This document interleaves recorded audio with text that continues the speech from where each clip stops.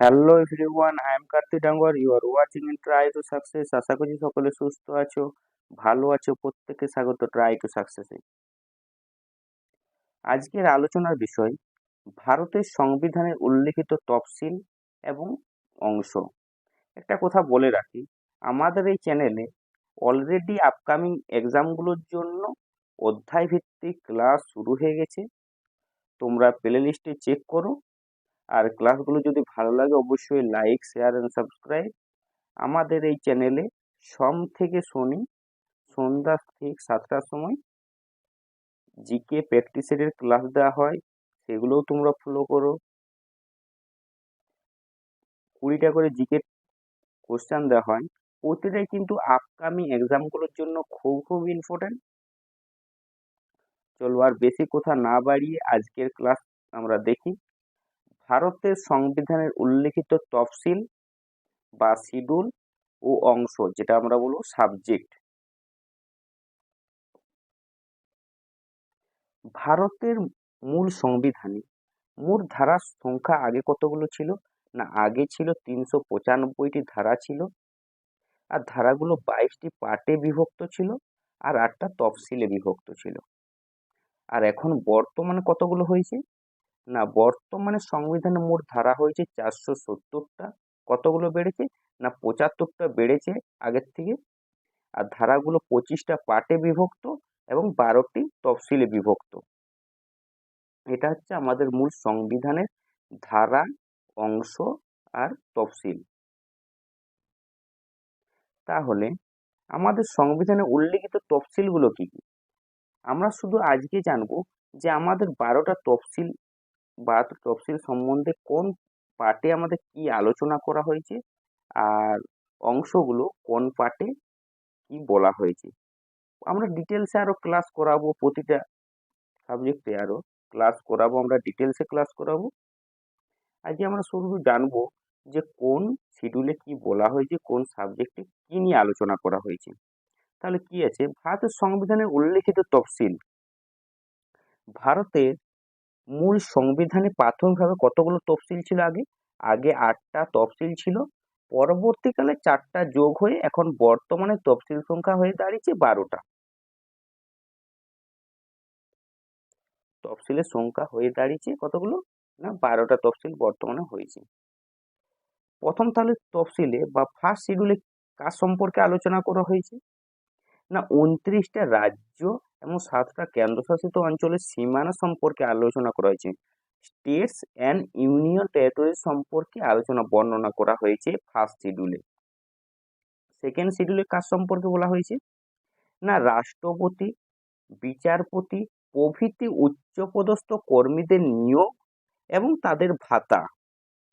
রাষ্ট্রপতি, রাজ্যপাল, রাজ্য এবং কেন্দ্রীয় আইনসভা, হাইকোর্ট এবং সুপ্রিম কোর্ট, সিএজি, এগুলোর নিয়োগ এবং তাদের ভাতা সম্পর্কে সেকেন্ড শিডিউলে আলোচনা করা হয়েছে।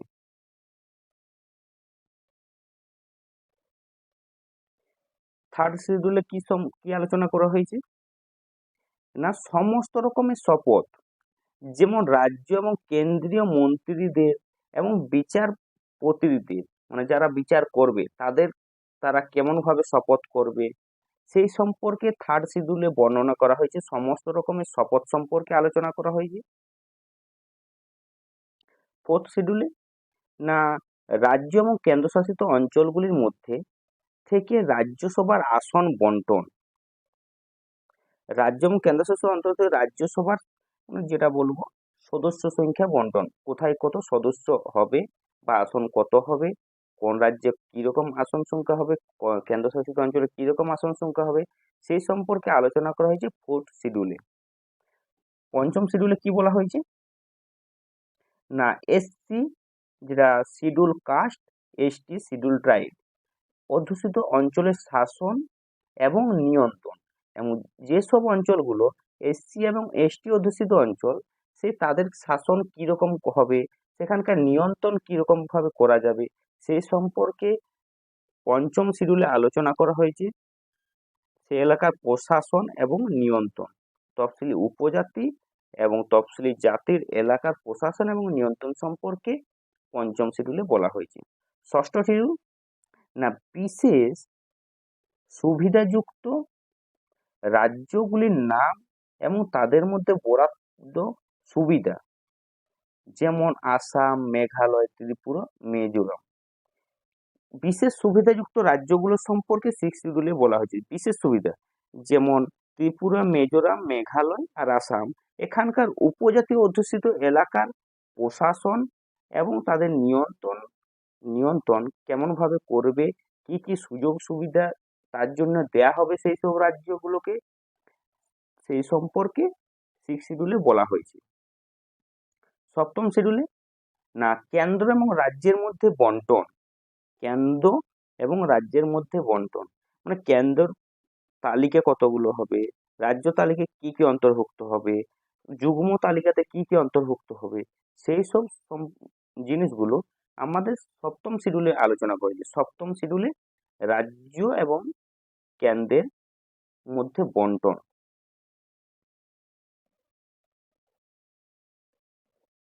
অষ্টম তফসিলে না স্বীকৃত ভাষা বা সরকারি ভাষা সম্পর্কে আলোচনা করা হয়েছে এই এই শিডিউলে। মানে মূল সংবিধানে মোট 14টা ভাষা স্বীকৃত ছিল, বর্তমানে কতগুলো হয়েছে না 14টা থেকে বেড়ে আরো 22টা ভাষা স্বীকৃত পেয়েছে। 22টা ভাষা। যদি বলা হয় সর্বশেষ কোন 4টা ভাষা স্বীকৃত পেয়েছে না 2004-এ 92 অ্যামেন্ডমেন্ট অ্যাক্টের দ্বারা 2004-এ 4টা ভাষা যুক্ত হয়েছে। কি কি না বড়ো, ডোগরি আর মৈথিলি আর সাঁওতালি। এই 4টা ভাষা না 8 নাম্বার শিডিউলে অন্তর্ভুক্ত করা হয়েছে 2004-এ 92তম অ্যামেন্ডমেন্ট মানে সংবিধান সংশোধনী দ্বারা যুক্ত হয়েছে। 9 শিডিউলে না রাজ্য আইনসভার কার্যাবলী এবং নিয়ম কানুন, ভূমি সংস্কার, জমিদারি প্রথার বিলুপ্তি, এগুলো সম্পর্কে 9 শিডিউলে আলোচনা করেছে। রাজ্যের আইন এবং তার নিয়ম কানুন। এই 9 নাম্বার 8টা আগের থেকে পড়লাম, যে প্রথম 8টা পড়লাম সেগুলো ভারতের সংবিধানে প্রথম থেকে ছিল। এই যে তারপরে আর 4টা দেখবো, যে 9, 10, 11 আর 12 নাম্বার শিডিউল যেটা দেখবো সেটা পরে আমাদের একে একে ভাবে যুক্ত হয়েছে। 9 শিডিউল কবে যুক্ত হয়েছে না ভারতের সংবিধানে কোন সংবিধান সংশোধনী দ্বারা না প্রথম সংবিধান সংশোধন আইন দ্বারা। কত সালে সেটা না 1951 সংবিধান সংশোধন দ্বারা 9 শিডিউলটা যুক্ত হয়েছে ভারতীয় সংবিধানে। 10 শিডিউল না 10 শিডিউলে কি বলা হয়েছে disqualification of a member of parliament and state legislative. Disqualification of a member of A parliament and state legislative মানে বিধায়ক এবং সাংসদদের দলত্যাগ এবং রোধ সংক্রান্ত আইন সম্পর্কে বলা হয়েছে 10 নম্বর শিডিউল, যেটা বলবো আমরা অ্যান্টি ডিফেকশন ল। এটা কত সালে ভারতীয় সংবিধানে সংযোজিত হয়েছে না এটা 52তম সংবিধান সংশোধনী দ্বারা যুক্ত করা হয়েছে। কত সালে সেটা 52তম সংবিধান সংশোধন কত সালে হয়েছিল না 1985-তে 52তম সংবিধান সংশোধনী দ্বারা 10ম তফসিলটা ভারতীয় সংবিধানে সংযোজিত হয়েছে। 11 শিডিউলে কি বলা হয়েছে 11 শিডিউলে না পঞ্চায়েতের ক্ষমতা, এখতিয়ার এবং দায়িত্ব এইটি মূল সংবিধানের সংযুক্ত করা হয়েছে কত সালে না 1992 সালের 73তম সংবিধান সংশোধনীতে। মানে এক কথায় বলতে গেলে যে পঞ্চায়েত ব্যবস্থাটা কোন শিডিউলে আলোচনা করা হয় না 11 নম্বর শিডিউলে পঞ্চায়েতের ব্যবস্থা সম্পর্কে আলোচনা করা হয়। এটা কত নম্বর শিডিউলে আলোচনা করা হয়েছে 11 নম্বর। কোন সংবিধান সংশোধনী দ্বারা না 73তম সংবিধান সংশোধনী দ্বারা। সেটা কত সালে না 1992 সালে। 12 শিডিউল মানে 12 শিডিউলে কি বলা হয়েছে না মিউনিসিপ্যালিটি ক্ষমতা, এখতিয়ার এবং দায়িত্ব এক কথায় বলতে গেলে পৌরসভার ক্ষমতা বা পৌরসভার কাজ সম্পর্কে 12 নম্বর শিডিউলে বলা হয়েছে, যেটা যুক্ত হয়েছে কত নম্বর সংবিধান সংশোধনীতে, না 74তম সংবিধান সংশোধনীতে 1992 সালে আমাদের মূল সংবিধানের সাথে যুক্ত হয়েছে। 74তম সংবিধান সংশোধনীতে 1992 সালে যুক্ত হয়েছে দ্বাদশ তফসিল রূপে। দ্বাদশ তফসিল রূপে। তাহলে আমরা তফসিলগুলো সম্পর্কে আমরা জানলাম যে কোন তফসিলে কি আলোচনা করা হয়েছে, সেইগুলো সম্পর্কে জানলাম। এরপর আমরা কি জানবো, না এরপর অংশগুলো বা সাবজেক্টগুলো কতগুলো পার্টে ভারতীয় সংবিধান ভাগ করা যায় সেইগুলো সম্পর্কে আমরা জানবো, কি কি এবং কোন পার্টে কি কি আলোচনা করা হয়। না ভারতীয় সংবিধানের পার্ট সমূহ কতগুলো পার্ট আছে বর্তমানে, না 25টা পার্ট আছে। কতগুলো পার্ট আছে, না 25টা পার্ট আছে। 25টা পার্ট আছে। কতগুলো পার্ট ছিল, না আগে ছিল 22টা পার্ট ছিল, এখন আরো 4টা অ্যাড হয়েছে, দিয়ে 25টা পার্ট হয়েছে। তার মধ্যে 22টার মধ্যে একটা কি হয়েছে, না একটা রিপিল্ড হয়েছে, বাদ দেওয়া হয়েছে, একটা পার্টকে পুরোপুরি বাদ দেওয়া হয়েছে। কোনগুলো যুক্ত করা হয়েছে, না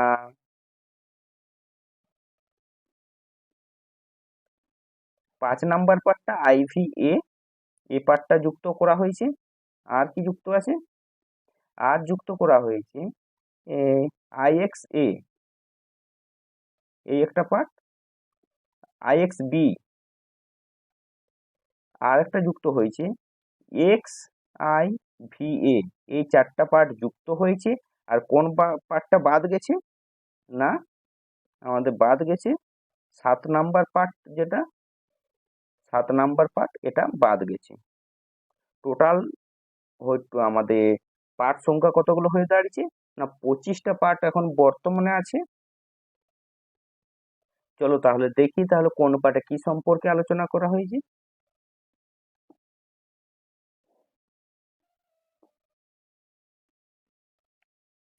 প্রথম পার্টে তাহলে কি আলোচনা করা হয়েছে, কার সম্পর্কে আলোচনা করা হয়েছে, না first part union and it's territory. Union and it's territory মানে ইউনিয়ন এবং তার অঞ্চল সম্পর্কে আলোচনা করা হয়েছে প্রথম পার্টে। ফার্স্ট পার্টে ইউনিয়ন এবং তার অঞ্চল সম্পর্কে আলোচনা করা হয়েছে। তারপর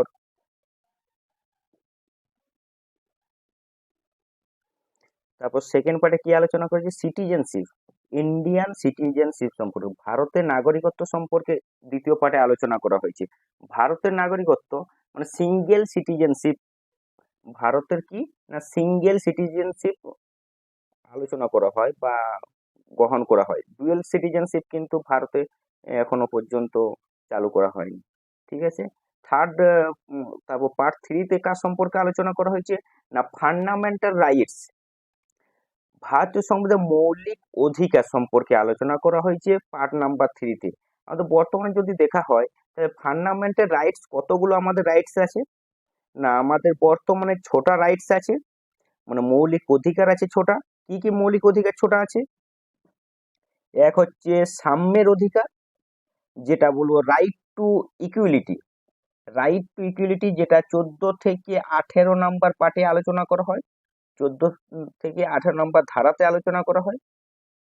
তারপরে নেক্সট আসছে 2 নম্বর আসছে স্বাধীনতার অধিকার, 2-এ আলোচনা করা হয় স্বাধীনতার অধিকার, right two freedom.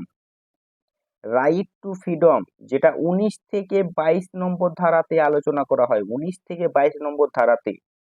Next 3 number আলোচনা করা হয় যে শোষণের বিরুদ্ধে অধিকার, শোষণের বিরুদ্ধে অধিকার 3 নাম্বার আছে, রাইট এগেনস্ট এক্সপ্লোরেশন,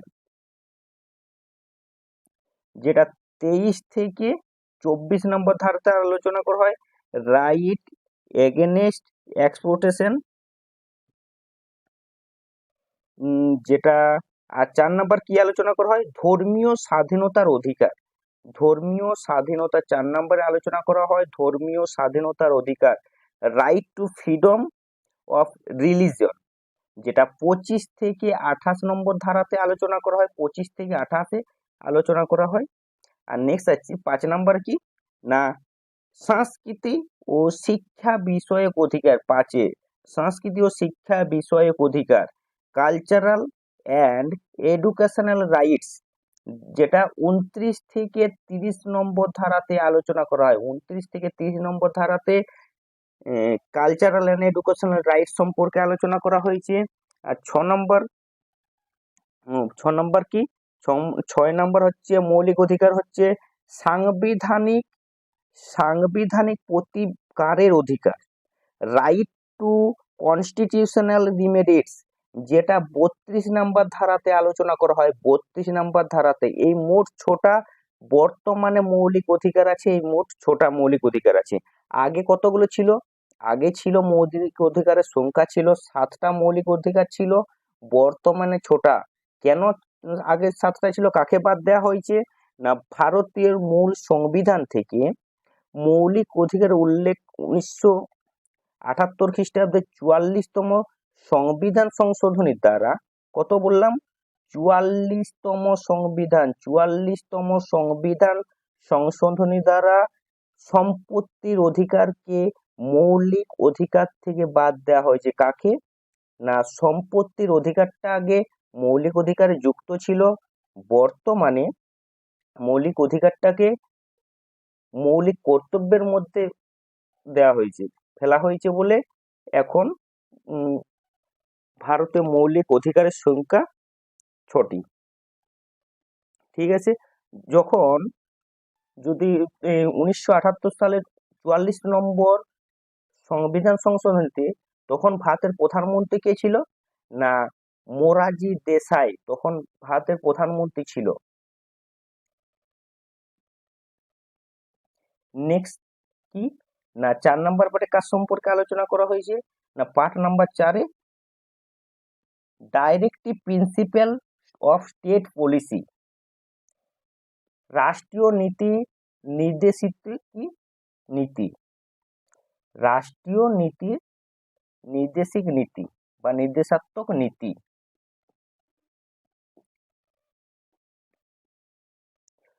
ভারতের সংবিধানের 4 নম্বর পার্টে কি আলোচনা করা হয়েছে?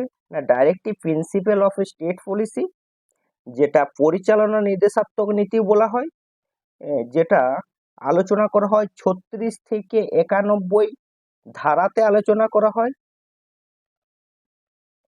বর্তমানে নির্দেশাত্মক নীতি সমূহ সংখ্যা কতগুলো আছে? না 4টা নীতির সংখ্যা আছে। এক হচ্ছে আর্থ সামাজিক, 2 প্রশাসনিক, 3 উন্নত আইন ও রাষ্ট্র ব্যবস্থা, 4 হচ্ছে আন্তর্জাতিক নীতি আদর্শ। আমরা পরে এইসব পার্টগুলো আমরা আরো ডিটেলসে আলোচনা করব, তখন আরো ভালো করে বুঝতে পারবে। এখন জাস্ট বলছি কোন পার্টে কার সম্পর্কে আলোচনা করা হয়েছে, কার নিয়ে আলোচনা করা হয়, সেগুলো শুধু আমরা এখন জেনে রাখি। পার্ট 4-এর এতে কি বলা হয়েছে? না ফান্ডামেন্টাল ডিউটিস। 4-এর এতে বলা হয়েছে ফান্ডামেন্টাল ডিউটি সম্পর্কে। বর্তমানে যদি বলা হয় যে আমাদের তাহলে কতগুলো ফান্ডামেন্টাল ডিউটিস মানে মৌলিক কর্তব্য কতগুলো আছে, সংখ্যা কতগুলো? না বর্তমানে মৌলিক কর্তব্যের সংখ্যা 11টা। আগে কতগুলো ছিল? না আগে ছিল 10টা ছিল। মৌলিক অধিকারকে যুক্ত করে এখন বর্তমানে মৌলিক কর্তব্য কতগুলো? সম্পত্তির অধিকারকে যুক্ত করে এখন বর্তমানে 11টা আমাদের মৌলিক কর্তব্য আছে। যদি বলা হয় কত সালে মৌলিক কর্তব্যটা যুক্ত করা হয়েছে? না 2002 সালে 86তম সংবিধান সংশোধনের মাধ্যমে 11তম মৌলিক কর্তব্য অনুযায়ী বলা হয়েছে, কি বলা হয়েছে? না 6 থেকে 14 বছর বয়সী প্রত্যেক শিশুকে শিক্ষাদানের ব্যবস্থা করতে হবে। এটাই হলো কি মাতা পিতার মৌলিক কর্তব্য। নেক্সট পার্টে কি না পার্ট 5-এ কি বলা হয়েছে? না ইউনিয়ন, এক্সিকিউটিভ, লেজিসলেটিভ, জুডিশিয়ারি, যেটা ইউনিয়ন বা নির্বাহী আইনসভা বিচার বিভাগ সম্পর্কে আলোচনা করা হয়েছে 5 নাম্বার পার্টে।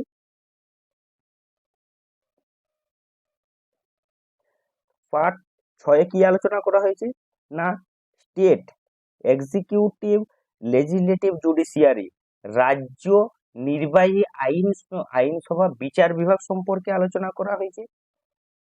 আর পার্ট নাম্বার 7 কি আলোচনা? পার্ট 7 না রিপিল্ড, এই পার্ট নাম্বার 7টা বাদ, ভারতের সংবিধান থেকে পার্ট নাম্বার 7টা বাদ হয়েছে।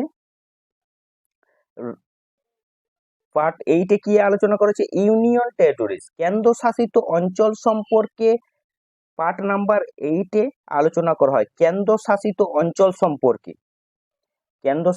অঞ্চল সম্পর্কে আলোচনা করা হয়। তারপরে পার্ট নাম্বার 9 না পঞ্চায়েত রাজ বা পঞ্চায়েত ব্যবস্থা সম্পর্কে পার্ট নাম্বার 9 আলোচনা করা হয়। পার্ট 9 আর পার্ট 9 এর এতে কি আলোচনা করা হয়? না পার্ট 9 এর এতে মিউনিসিপ্যালিটি, পৌরসভার কাজ বা পৌরসভার ক্ষমতা, পৌরসভার এখতিয়ার সম্পর্কে আলোচনা করা হয় পার্ট নাম্বার 9 এর এতে, 9 এর এতে। পার্ট নাম্বার 9 এর বিতে আলোচনা করা হয় কোঅপারেটিভ সিস্টেম, সমবায় ব্যবস্থা সম্পর্কে আলোচনা করা হয়। আমাদের আগে ছিল 22টা অংশ ছিল, এখন 25টা অংশ। এই মিউনিসিপ্যালিটি 9 এর এ যুক্ত হয়েছে নতুন, 9 এর বি নতুন যুক্ত হয়েছে। আগে আমরা একটা দেখলাম কি না 4 এর এ যুক্ত হয়েছে, আর এই 3টা আরেকটা যুক্ত হয়েছে, পরে সেটাও পাবো আমরা। আর পার্ট নাম্বার 10 কি আলোচনা করা হয়? না special provision for schedule and tribal area, তফসিলি ও উপজাতীয় এলাকার জন্য বিশেষ বিধান সম্পর্কে পার্ট নাম্বার 10 আলোচনা করা হয়। কি না উপজাতি এবং তফসিল এলাকার বিশেষ বিধান। পার্ট 11 কি আলোচনা করা হয়? না সেন্টার স্টেট রিলেশন অ্যাডমিনিস্ট্রেটিভ,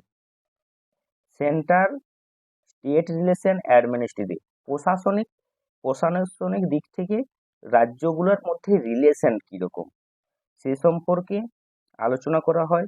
যে প্রশাসনিক কোন রাজ্যে কিরকম প্রশাসনিক কিরকম হবে সে সম্পর্কে আলোচনা করা হয়েছে পার্ট নাম্বার 11-এ। 12 কি আলোচনা? পার্ট নাম্বার 12 না সেন্টার স্টেট ফিনান্সিয়াল, আর্থ সামাজিক বা আর্থিক কেন্দ্র রাজ্যগুলোর সম্পর্ক, আর্থিক দিক থেকে কেন্দ্র রাজ্যগুলোর মানে কেন্দ্রে যেসব রাজ্যগুলো অবস্থিত সেগুলোর আর্থিক ফিনান্সিয়াল দিক থেকে তাদের আলোচনা করা হয়, ফিনান্সিয়াল দিকটা তাদের আলোচনা করা হয়। পার্ট নাম্বার 13 কি আলোচনা করা হয়? ট্রেড অ্যান্ড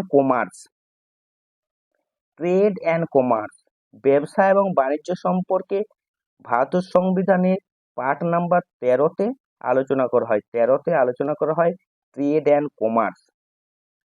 পার্ট 14-তে কি আলোচনা করা হয়? পার্ট 14-তে ইউপিএসসি অ্যান্ড, এখানে একটু স্পেলিংটা মিস্টেক আছে, এসপিএসসি হবে, ইউনিয়ন পাবলিক সার্ভিস এবং স্টেট পাবলিক সার্ভিসের আলোচনা করা হয় পার্ট নাম্বার 14-তে। এই একটা নতুন যুক্ত হয়েছে, কোনটা এই আমরা পাচ্ছি, তারপরে এই একটা নতুন সর্বশেষ যুক্ত হয়েছে পার্ট নাম্বার 14 না ট্রিব্যুনালস বলতে আমরা আদালতের কাজ সম্পর্কে আলোচনা করা হচ্ছে পার্ট নাম্বার 14 তারপর পার্ট নাম্বার 15 কি আলোচনা করা হয়? না ইলেকশন, নির্বাচন, ভারতের নির্বাচন কেমন করে হবে, ভোট কেমন করে হবে, কোন রাজ্যে কেমন ভাবে ভোট হবে সে সম্পর্কে আলোচনা করা হয় পার্ট নাম্বার 15-তে। ইলেকশন সম্পর্কে আলোচনা করা হয়। পার্ট নাম্বার কি XVIA কি আলোচনা করা হয়? না এসসি এবং ST, schedule caste and schedule tribe, উপজাতি এবং তফসিলি এবং উপজাতি সম্পর্কে আলোচনা করা হয় পার্ট নাম্বার 16-তে। আর 17-তে কি না অফিসিয়াল অফিসিয়াল ল্যাঙ্গুয়েজ সম্পর্কে আলোচনা করা হয় পার্ট নাম্বার 17-তে। অফিসিয়াল ল্যাঙ্গুয়েজ, আমাদের বর্তমান অফিসিয়াল ল্যাঙ্গুয়েজ আছে 22টা, আগে ছিল 14টা। সর্বশেষ 4টা ভাষা যুক্ত করা হয়েছে 92তম অ্যামেন্ডমেন্টের সাহায্যে, যেটা 2004 সালে যুক্ত করা হয়েছে, 2004 সালের 92তম অ্যামেন্ডমেন্টে।